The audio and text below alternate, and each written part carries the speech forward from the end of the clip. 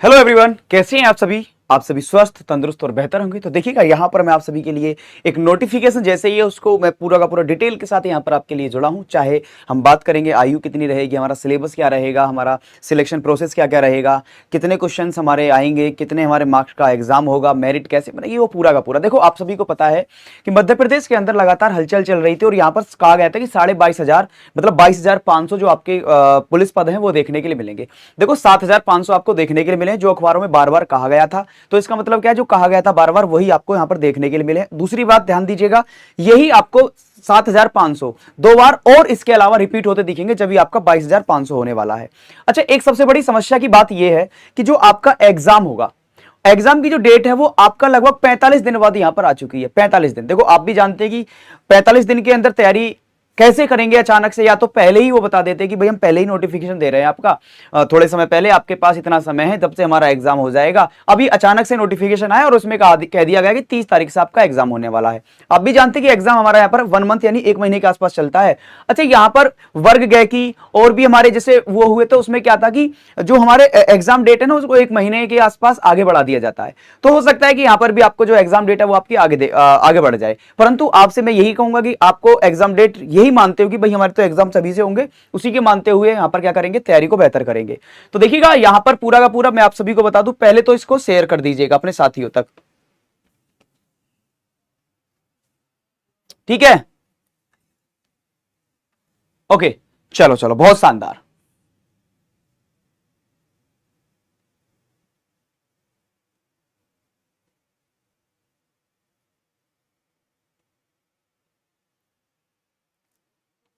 Refresh कर दो, refresh, ठीक है। चलो, तो देखोगे मैं पूरा का पूरा प्रोसेस बताऊंगा और आपके मन के अंदर ये डाउट रहेगा कि अदर स्टेट वाले भी फॉर्म भरेंगे या नहीं भरेंगे, वो मैं पूरा का पूरा आपको बताऊंगा। आप चिंता ना करना इसकी, ठीक है ना, इसकी चिंता आप बिल्कुल भी नहीं करना। Okay, done. चलो बिल्कुल जी। तो चलो यहां पर हम बात कर लेते हैं आखिरकार जो नोटिस आया हमारे नोटिफिकेशन के अंदर क्या कहा गया है उसको देख लेते हैं। पहले यहां पर ध्यान दीजिएगा, आप सभी देखेंगे कर्मचारी चयन मंडल भोपाल, ठीक है। इसमें कहा गया है कि पुलिस मुख्यालय गृह पुलिस विभाग के ये कह दिया गया है। इंपॉर्टेंट जो यहां पर हो जाता है उसको ध्यान दीजिएगा, आप जरा जल्दी से थोड़ा सा ध्यान दीजिएगा। ऑनलाइन आवेदन पत्र जो होगा हमारा, ऑनलाइन आवेदन आपके 15 तारीख से शुरू हो जाएंगे। 15 तारीख आपको पता है आपके पास नजदीक ही आ चुकी है। उसके बाद जो हमारे ऑनलाइन आवेदन भरने की अंतिम तिथि रहेगी वो 29/9 रहने वाली है।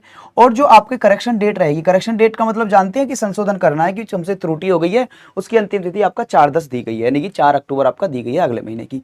यहां पर ध्यान दीजिएगा, आपको बता दिया जाए, नीचे कहा गया कि सीधी भर्ती पदों हेतु ये दिया गया है आपको। अच्छा, यहां पर मैं पूरा का पूरा प्रोसेस आपको बताऊंगा। सीधी भर्ती पद हेतु आपका अनुसूचित जाति, जनजाति, अन्य पिछड़ा वर्ग, ईडब्ल्यूएस अभ्यर्थियों के लिए केवल मध्य प्रदेश के मूल निवासियों के लिए 250 रुपए प्रति प्रश्न पत्र रहेगा। यह ईसीबी परीक्षा शुल्क रहने वाला है, इसकी मैं बात कर रहा हूं, परीक्षा शुल्क। चलो जी, बात कर लेते हैं, अब इसको छोड़िएगा। यहां पर ऑनलाइन आवेदन ये रहेगा, ऑनलाइन परीक्षा पद्धति, समय सारणी। अब आपका जो ऑनलाइन परीक्षा मतलब हमारा जो एग्जाम होगा उसकी समय सारणी क्या है, देखो परीक्षा का नाम क्या रहने वाला है, आरक्षक भर्ती परीक्षा 2025। यहां पर हम बात कर रहे हैं मध्य प्रदेश पुलिस सिपाही की।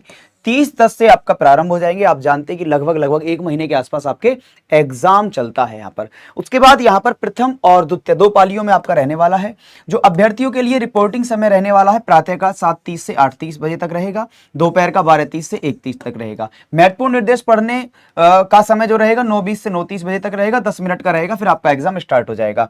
उत्तर अंकित का समय रहेगा 9:30 से लेकर के 11:30 बजे तक। तो ये सारा का सारा है, ठीक है। उसके बाद में अभ्यर्थी की टिप्पणी क्या होगी, देखो इनको जो जो मुख्य मुख्य होंगे उनको मैं दिखाऊंगा आपको, फिर हम आगे बढ़ेंगे। इसमें कहा गया है कि अभ्यर्थी का आधार पंजीयन अनिवार्य है, बोर्ड द्वारा आयोजित परीक्षाओं में मूल फोटो युक्त पहचान पत्र लाना अनिवार्य होगा। उसके बाद में अभ्यर्थियों को नियम पुस्तिका में मूल परिचय पत्र के अतिरिक्त अपना आधार कार्ड, ई आधार कार्ड इनको भी लेकर के जाना है। प्रवेश के समय एवं परीक्षा के दौरान आधार बेस्ड बहुस्तरीय बायोमेट्रिक सत्यापन अनिवार्य होगा। तो ये तो आप जानते हैं, तो होता ही होता है बेसिकली, ठीक है। उसके बाद अगर यहां पर हम बात करें, ये हमारे बिंदु हो गए, तो और मुख्य पॉइंट होंगे हमारे, उनकी बात करते हैं, ठीक है। तो देखोगे पॉइंटों की बात करता हूं मैं यहां पर, तो विषय और विवरण। पृष्ठ संख्या, पुलिस मुख्यालय गृह विभाग, ये कहा गया है मध्य प्रदेश कर्मचारी चयन आडोल 36 से 50, ठीक है।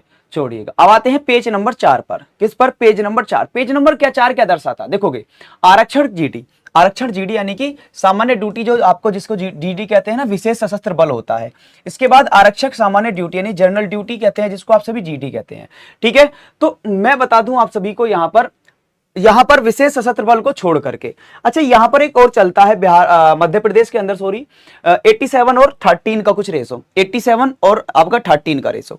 यहां पर आइएगा, एज लिमिट वगैरह सारा कुछ मैं आपको बताऊंगा, नो टेंशन। यहां पर देखेंगे कांस्टेबल जीडी है, UR, SC, ST, OBC, EWS और टोटल, मतलब यहां पर आपको परसेंट के हिसाब से भी बांट दिया गया है, ये भी बता दिया कि इसके अंदर कितने पद हैं। ओपन 877 रहेंगे, ये रहने वाले हैं, ध्यान दीजिएगा 3245 है टोटल कुल मिला करके।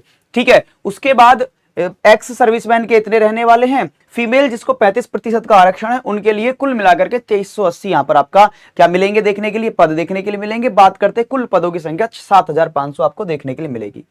और केवल पुरुष उम्मीदवारों के लिए रहेगा, जनरल ड्यूटी की मैं बात कर रहा हूं, एसएएफ और जीडी की, तो उसमें आपको क्या देखने के लिए मिलेगा उसके बारे में यहां पर थोड़ा सा आपको बताया गया है। तो चलिएगा, बाकी हम बात कर लेते हैं। इसके बाद ये तो हो जाएगा। इसके बाद हम किसको देखेंगे, 10 पेज और 11 पेज, क्योंकि मैंने पेज जो आपके काम के उनको लिख लिया है। 10 पेज और 11 पेज की बात करेंगे अपन। अब 10 पेज और 11 पेज पर चलेंगे, जो आपकी महत्वपूर्ण बातें हैं वो वहीं पर होंगी। ठीक है, जो महत्वपूर्ण बातें हैं वो वहीं पर हैं, क्योंकि 57 पेज की पीडीएफ है। देखो आ जाओ, यहां पर देखोगे 10 पेज। ठीक है, हमने 10 पेज की बात की ना आपको, जी हाँ। देखोगे, मैं आप सभी को बता दूं 10 पेज पर क्या क्या लिखा हुआ है। 10 पेज पर कहा गया कि न्यूनतम शैक्षणिक अर्हता जो हमारी रहने वाली है वो क्या रहेगी, अनारक्षित, अनुसूचित जाति तथा अन्य पिछड़ा वर्ग हेतु शैक्षणिक अर्हता क्या रहेगी।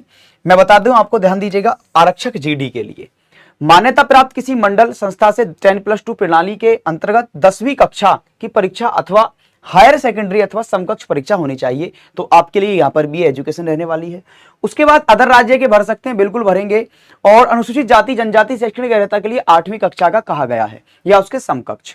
ठीक है, अच्छा एक और बात का ध्यान रखना, आप सभी बोले क्या, अगर आप अदर स्टेट के हैं भरेंगे तो आप जनरल में काउंट होंगे, इस बात को आप अच्छे से याद रखिएगा।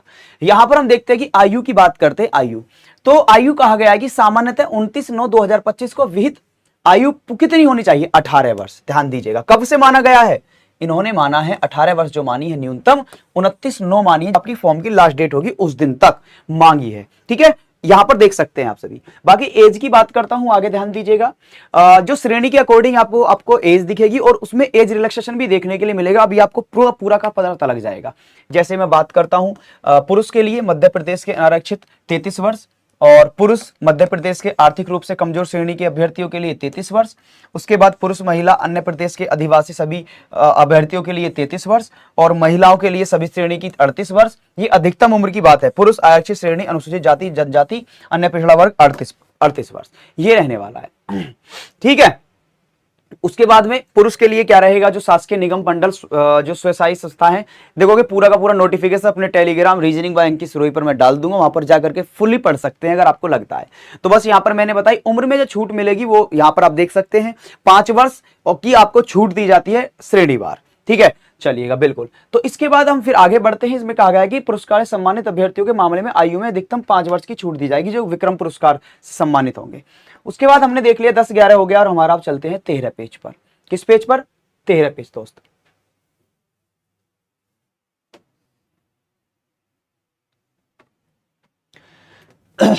चलिएगा, 13 पेज आ गए। परीक्षा योजना देखोगे 2 चरण में आपकी परीक्षा होगी, मैं आपको बता दूं। बोले 2 चरण कैसे, मतलब प्रथम चरण में लिखित परीक्षा होगी, हिंदी भाषा में बहुविकल्पीय प्रश्न होंगे एमसीक्यू टाइप।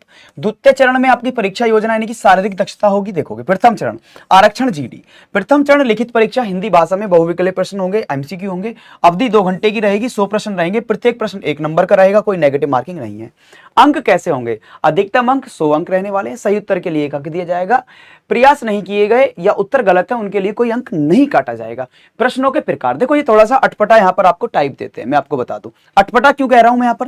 देखोगे ध्यान दीजिएगा, अटपटा इसलिए कहा गया है, ये आपका देखोगे यहां तार्किक ज्ञान, ठीक है, और बौद्धिक क्षमता रीजनिंग ही तो है, मानसिक अभिरुचि रीजनिंग है। तो मैं आपको बता दूं कि 65 क्वेश्चन जो होते हैं आपके लगभग रीजनिंग और मैथ के आएंगे। 35 के अंदर जीके जीएस आपका टोटल हो जाएगा, चाहे उसमें हमारा साइंस में तीनों के तीनों पोर्शन होंगे, करंट अफेयर्स वगैरह सारा का सारा, तो इस प्रकार से ही रहता है।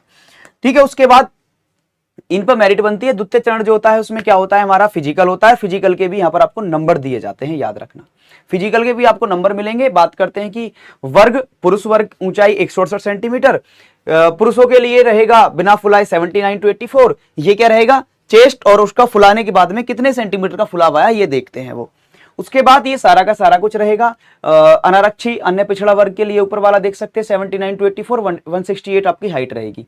गोरखा गढ़वाली कुमाऊं के मामले में जो हमारे पुरुष होंगे 157 सेंटीमीटर हाइट रहेगी, 79 to 84 आपका सीना रहेगा। और तीसरा है मराठा अनुसूचित जाति अनुसूचित जनजाति पुरुष 165 सेंटीमीटर, 79 to 84 आपका रहेगा। अच्छा, विशेष सशस्त्र बल छोड़कर अन्य संवर्गों के अभ्यर्थियों के लिए क्या रहने वाला है, आरक्षक अन्य सभी संवर्ग, अनारक्षित हो, अनुसूचित जाति, अन्य पिछड़ा वर्ग, पुरुष 168, 81, 86, महिलाओं के लिए 155 सेंटीमीटर की हाइट होना जरूरी है। ये हो जाएगा। उसके बाद में आप देख सकते हैं यहाँ पर आरक्षक अन्य सभी संवर्ग, अनुसूचित जनजाति, पुरुष, महिलाओं के लिए ये रहेगा, देख सकते हैं। उसके बाद आपको बता दें 14-15 पेज पर चलते हैं। 14-15 हो गया, फिर हम चलेंगे 24 पर। ठीक है, किस पेज पर चलेंगे अपन, 24 पेज पर चलेंगे। तो 24 पर कुछ आपके हित में बात है क्या? बिल्कुल है जी।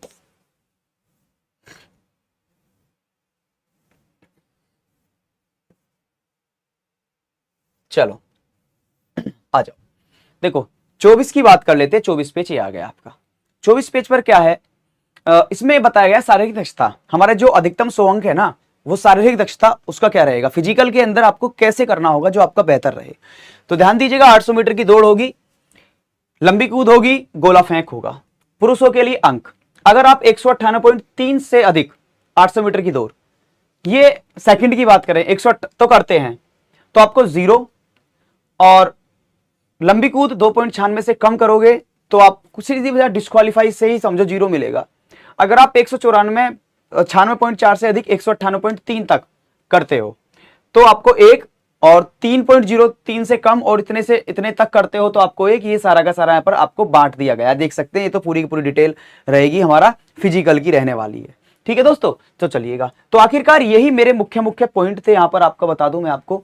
तो बाकी सबसे मुख्य पॉइंट तो ये था कि आपकी एग्जाम डेट भाई 45 दिन के बाद आपको मिलेगी, दिखेगी। तो देखोगे 45 दिन में कैसे तैयारी करनी है वो आप खुद बेहतर अपने चूज को देख सकते हैं, ऑप्शन को, कि कैसे करने हैं, कैसे करेंगे, नहीं करेंगे। ठीक है, बाकी आप सभी के लिए बस यही रहेगा। अगर आप किसी भी एग्जाम की तैयारी कर रहे हैं बिहार के अंदर, तो आपके लिए सबसे अच्छा ऑप्शन क्या है, बिहार के अंदर की मैं बात कर लूं तो हमारे पास सबसे अच्छा ऑप्शन है हमारा बिहार का महापैक। ठीक है, तो आप अगर किसी की भी तैयारी कर रहे हैं, मैं ये नहीं कह रहा किसी एक की कर रहे हो, किसी भी एग्जाम की तैयारी कर रहे हैं तो महापैक के लिए बोलूंगा। और कूपन कोड अगर आप यूज कर लेते हैं AS10 का, कोई भी आप एग्जाम की तैयारी कर रहे हो AS10 का यूज कर लेना, AS10 कूपन कोड का, तो आपको 10% की और एक्स्ट्रा छूट मिल जाएगी।